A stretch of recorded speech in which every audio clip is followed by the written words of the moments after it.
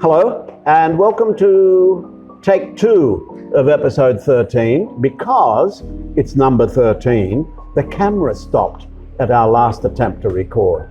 This week we are speaking to a very exciting young woman who is sometimes referred to as the Dragon Lady of klpac. The Dragon Lady because she is so committed and so firm in what she wants and what she needs to make her job easier and to make klpac known to the public. Her main course of work is in marketing and sponsorship. And because of her, we have been able to keep our heads afloat in many ways, because she has been speaking to sponsors, helping us with our sponsors, keeping in touch with our sponsors, making sure her marketing team is there and working all the time in terms of audience education. Her name is Yue May. Hi. Hi. Was that a nice introduction? Really lengthy. Whoa, very lengthy. Yeah. I just felt because I needed to calm myself down because the second take, So tell me, you didn't start out in performing arts. No. You started out in the corporate world. Yeah. And you studied in Australia. At the University of New South Wales. I studied marketing and information systems. My alma mater.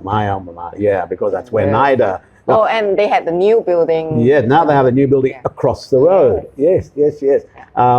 But you said marketing and information systems. Information systems. What does that mean, you may? We study computers, networking. Oh, so that's why you're very good at all this sort of tech stuff, yeah?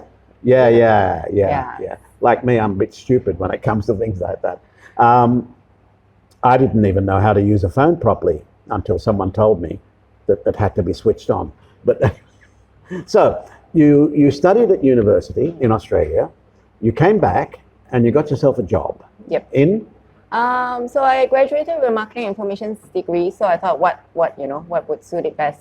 So I found a job doing marketing in an IT company. Right. Yeah. You were marketing in an IT company. Okay. Yeah. So I did that for 2 years. And was that something that you enjoyed doing? Yeah, it was a good learning platform for me. We did a lot of events, we did a lot of communications, we even organized company trips, all kinds of things. So you got to do a lot of different kinds of things, which was good since it was my first job then. Okay. But did it lay the foundation for you for what you're doing now? Yes, it did. It did. In terms of job-wise, yes, it did. Okay. But not after 2 years, everything started to look the same, and the days started to blur one day to the next. That's something that doesn't happen in the performing arts. It's never the same, ever the same. So you decided to leave after 2 years. After 2 years, I was looking for something different. Yes. But I didn't know what that different thing was. So I was scrolling Job Street and I saw, publicist for the Kuala Lumpur Performing Arts Centre. So I was thinking, okay, arts and IT, how different can it be? Miles apart. Yeah. So I went for it. I applied for a job. Yes. And I took it. And you took it. And that was back in 2005. Yeah, that was one of our better decisions in having you join us. So the shift to the arts, was it an easy process for you? Not really, because everything is new to me. I didn't grow up with that, habit or culture of going to watch shows. I only started watching shows at the actor studio at Bangsa. So using that as a timeline, then you would know that. I wish I would have started going since Plaza Putra, but no. Okay. Yeah, so since Bangsa days. And of course, dealing with performing artists is a very different thing than dealing with corporate people, right? Yeah, so I wish came true, I guess. How frustrating is it? Seriously, you can be honest here. How frustrating? I know sometimes you get very frustrated. You want to tear your hair out. We kind of take it as, part and parcel of everywhere you go. I mean, you meet all kinds of people. So. Right. Yeah, at times we do get but seeing the end product is like, okay, we forgive him. We forgive him for the creative genius that the shows. So what is the most frustrating thing about working with performing artists? We juggle our shows at the same time. We support. No, but personally working with performing artists, with people within the performing arts industry. Yeah. So what is the most frustrating thing? We juggle about 50 productions per year. So time is important for us. Yes. So our timelines and the creative timelines don't exactly match all the time. So what you're saying is time management. Yeah. Right. Performing artists, creative people are not the best time managers. And sometimes it's not even there yet. You ask for it and it's not there yet. And you understand because you can't just whip something up like we do. But at the same time, then, how do you reconcile that two things that you want to push the show out, but, they don't know what the show is about. So sometimes I'll say, I'm doing a play, and it's happening in October. And when you ask them, what's the play? Well, I haven't decided on the play yet. They're the sorts of things that really frustrate you and your team. In that sense, challenging that things are constantly changing. So a show concept can be changed like 360 degrees as well. Right. Asli change. How important is it for you and your team to have good working relationships with the media? How important is it? Our job depends on a lot of people, media, schools, cultural organizations. So it's very reliant on relationships. Right. And how they, how we relate to them and things. Okay. So for every day we're dealing with the media. Every day we rely on the media to promote our shows, to write, to also review our shows. Yes. Feedback is important. But of late, the media coverage has really shrank over the years. Okay. Yeah. What would you say is the most frustrating part of your job? Frustrating in the sense that we all want to do the best. We all want full houses. We want, but Tell me about it. Yeah, you can never, some shows just won't do as well, but it pains us because the performers are on stage, right? And you see the empty seats. Yeah. And although it's not something we say it out loud, but within the team, we're like, oh. Yeah. It really sucks. That feeling really, really sucks. But we have other shows to move on to, so you can't really, dwell on it too much. Yeah. So we keep moving on. Okay. So that's the thing that frustrates you most. What is the thing that gives you the most joy? If you're looking at day-to-day, it's easy to get sucked into the daily grind of things. But when you take a step back and don't look at it from just one day, but you look at it from 1 year to 1 or 10 years, then you see that a lot of things have changed. A lot of things have improved. There are a lot more shows out there, talents and things like that. Then you hear stories that come back to us. Yeah. Like when we were doing fundraising for our recent Save Your Seat during the MCO period. Yes. So a lot of emails came back in saying their kids grew up here. This was their weekly hangout through the years. Yeah. Artists writing back, now based in Sydney, saying this is where they got their first big break and things like that. So you see the effect and the impact of the work that we do, but over a longer period of time. One of the most joyful I just touched my microphone, so Coebar is going to get very angry with me. One of the most joyous things that I find about your job is that when something happens, when we get on Facebook or online, or you get an email from a patron who is grateful for what we're doing, it's very easy to see that you are absolutely moved by it, because you sort of almost jump up and down with joy.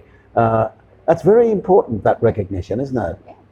Yeah, we don't get it too often. I think that Malaysians are not very vocal, but when we do get it, it's like, wow. You know, with teachers, I've brought students coming in here, and now they've become teachers, and they're bringing their own students coming, to klpac. So when you see that cycle, that kind of, involvement in the arts. Right. Has your appreciation of the arts matured over the last 15 years since you've been here? I hope so. No, Yes. really. I mean, have you, when I say matured, are you more appreciative of the arts? Yeah, definitely. Yeah? Definitely, because you get to, well, one of the things to do with appreciation is you get to see a lot of different kinds of people and the amount of effort that they put into Right. stage a show. Right. So it's not something as easy as, writing something and putting something on. The stars have to literally align. So yeah. But what about your knowledge, for instance, of what you're watching? I know that when you first came, you were almost a newbie to performing arts. But then I personally have noticed over the years that you have become far more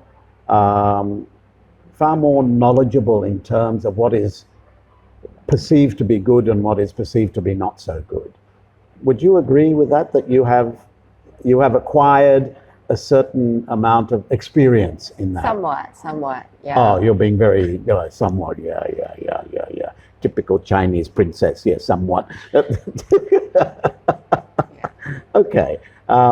So, before I forget, because I just reminded myself, your son Matthew. All right. Your son Matthew is amazing. No, he is, because he loves to come to the theatre, right? And I know just recently he came to see a program with you, and you wanted to go, but he said no. There's one more. I mean,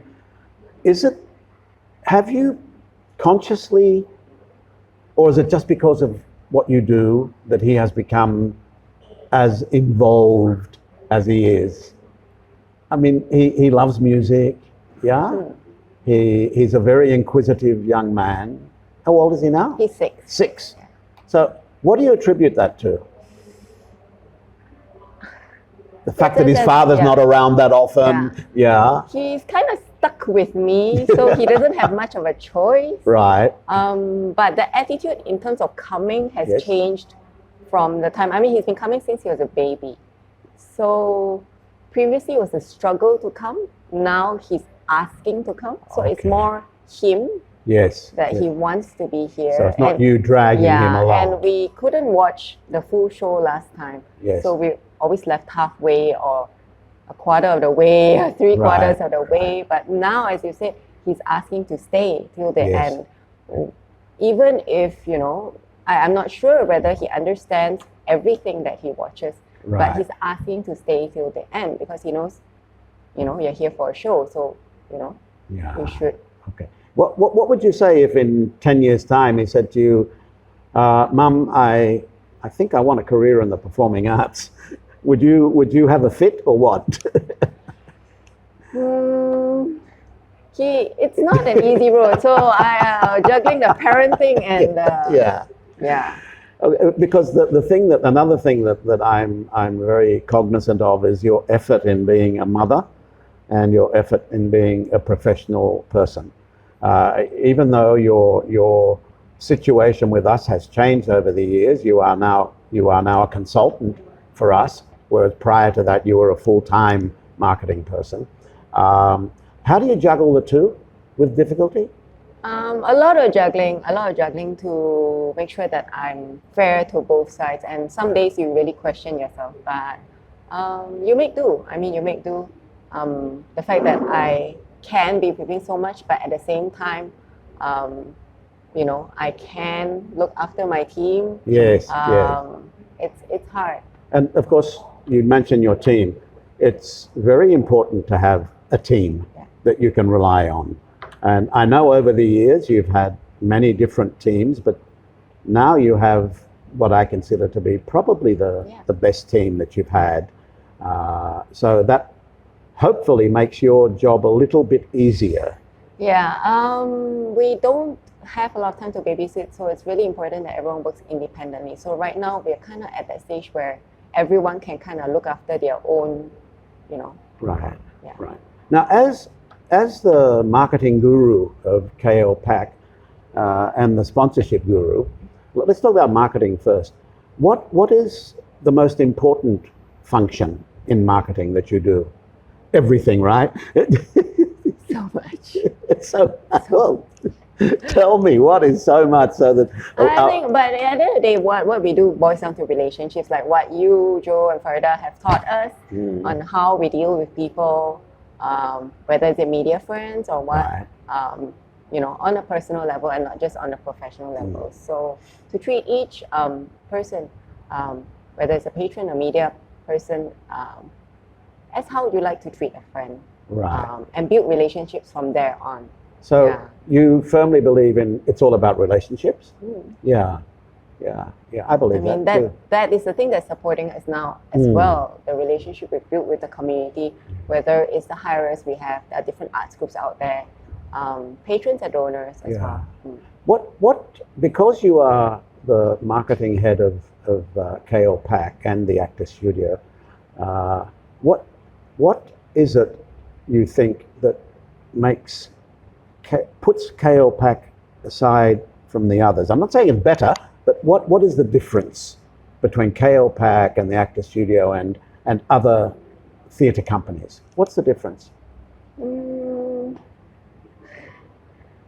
KLPAC, I think KLPAC is just a name. It's just a space. Whether we say it's KLPAC or the Actor Studio, I mean, at the end of the day, it boils down to your vision and your philosophy.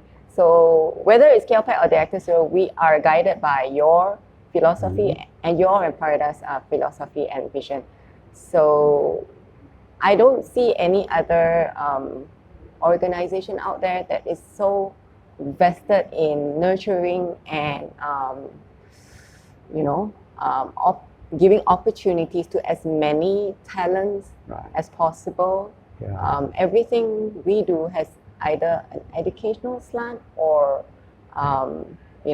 it's very much geared to newcomers or new talents. As you're very much aware, several years ago we made a conscious decision to concentrate on the youth, the young people, because, as you know, they are the future. What importance do you think that has for the future of the performing arts in this country? How important is it? It is very important.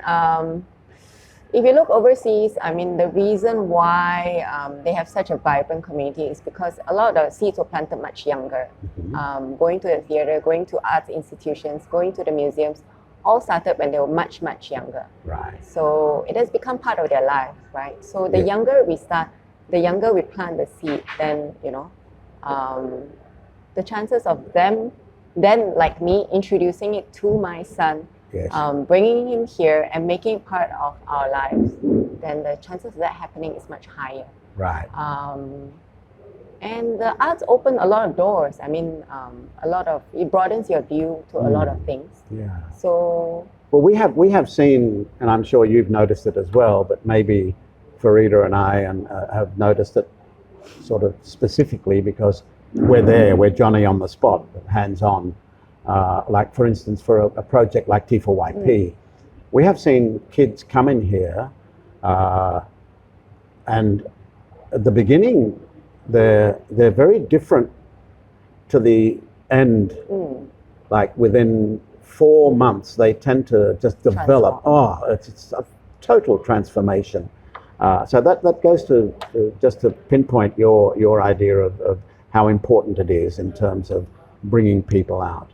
That we find the same with the academy, for instance. The orchestra, the academy, short and sweet, so many things. There are, aren't there? I mean, I tend to forget sometimes, until people like you remind me, the many programs that we have here that are we're not just producing shows, we're not just putting on performances.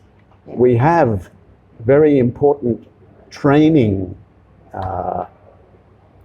things that go on. And the fact that simple things like just having open auditions so that other people who may not, there's like, oh, can I join? Can I not join? But you just audition for it, right? Yes, so you never know. I know many times that you've taken in talents who have not appeared.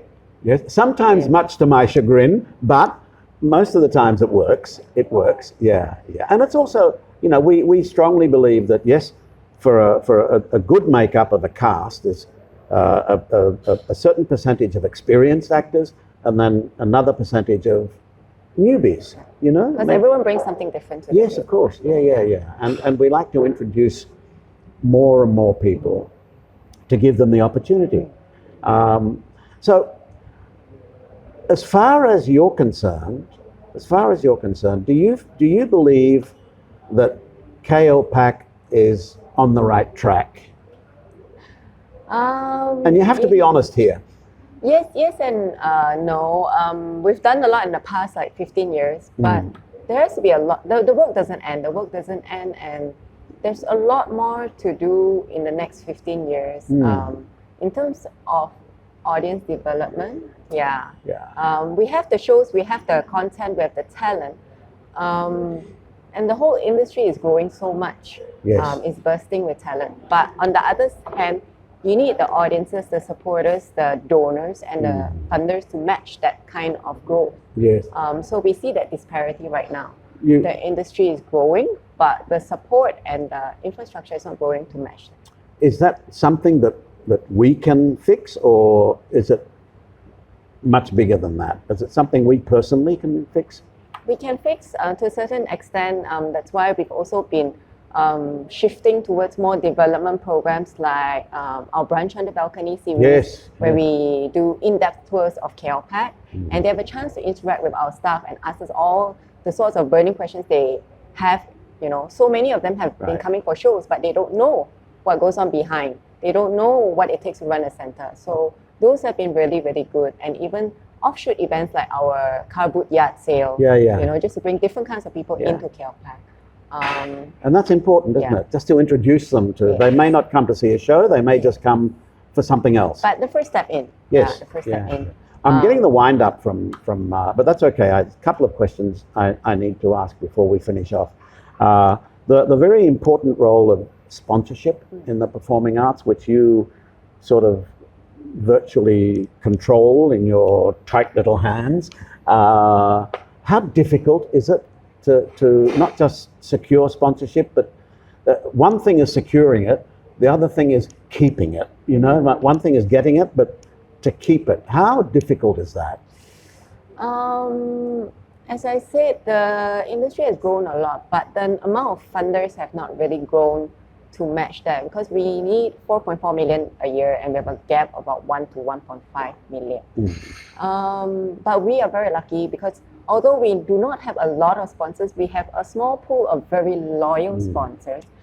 Even in this COVID era, they have reinforced that they will stick by us. I mean, people like Sunshine Derby, Mercedes, JTI, Creator, and Mr. DIY. They understand that they are contributing with something, you know, that not many people may think of, but has immense value to the community. So, we are very happy. To be very honest with you, I was very surprised that, I mean, we're still on the tail end of the COVID. I mean, I think it'll probably go on till the end of next year before we get back to any kind of normalcy.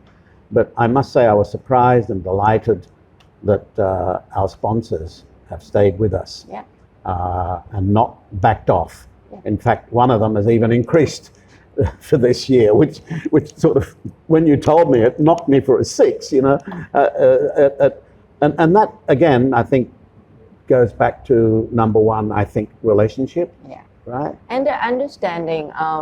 We provide, I mean, it's not just sponsoring something, they have to understand the value of what they're sponsoring. So the fact that the reports that we provide them with paints the picture that they understand, you know, the value of their sponsorship. It's not just putting a logo up there, you know, we're changing lives. And with that amount, it's not a lot compared to, but it helps us immensely. We have, you know, the one thing that I truly value, we have been very fortunate with our sponsors, with the loyalty of our sponsors. Some of them have been with us for such a long time, right from the very start. Mercedes has been with us right from the start. Yes. Through good times and bad times, they've never said that, you know, they will pull back. Yes. And JTI. JTI you know, has been with us more than and of 10 course, years. I mean, our YSD, you know. Most of the the problem with funders is that they are looking more at programs and productions. Not many people want to fund operational costs and maintenance. And they're the killers, aren't they? So our sponsors actually look after mostly operational. And like YSD, they look after maintenance budget, which nobody wants to take out. But they realized that, and they were willing to step in to fill that gap. So So to finish off, what are your thoughts on the future of the performing arts? I know, big question, probably requires a big answer, but what do you think? We're doing the best we can. There's so much more work to do, but it doesn't just fall on us.